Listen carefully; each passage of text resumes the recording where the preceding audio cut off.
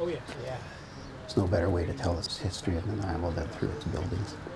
Nestled behind a white picket fence on the edge of the old city quarter in downtown Nanaimo, this old-world dwelling, painted in muted yellows, rust, and gray, can proudly boast to be one of the city's original homesteads.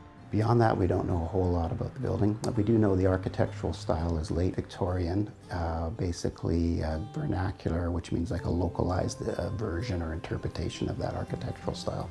Historical records show the McCourt residence, as it's known on the Community Heritage Register, was built around the 1900s and was likely owned by a miner. But it's been a long time since the old gal has had any curb appeal.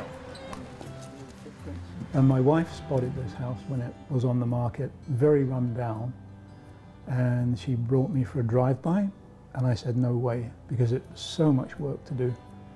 And then the more I thought about it, it really was an opportunity. There was just the character of the building and the land it was on. Saw the potential of it. We both saw the potential of it.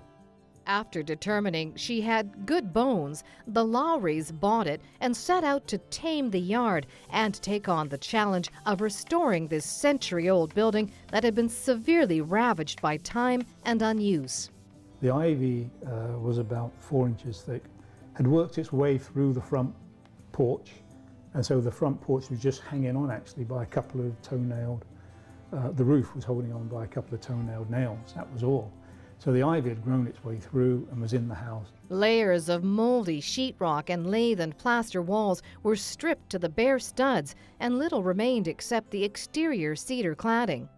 Initially when we came in, we were hoping to salvage as much as we can, because you think, oh, that's maybe the most cost-effective way of doing things. And it just soon became apparent, I thought, well, we have to do everything.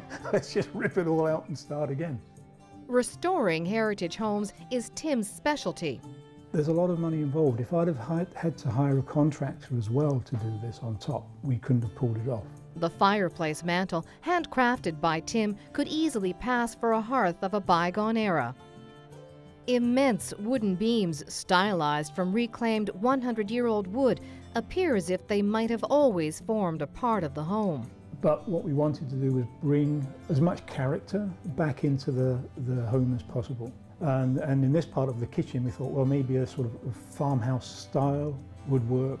The City of Nanaimo has shown its gratitude of the preservation effort put in by the Lowrys. The home has been bestowed a Heritage Rehabilitation Award. These are the story of these neighborhoods of Nanaimo. This is the story of Nanaimo, and when these buildings are kept and retained and rehabilitated and loved, basically that is a great thing. I think it strengthens the neighborhood, it strengthens the city. There are currently almost 200 recognized heritage buildings and sites in the city. In Nanaimo, I'm Annette Lucas.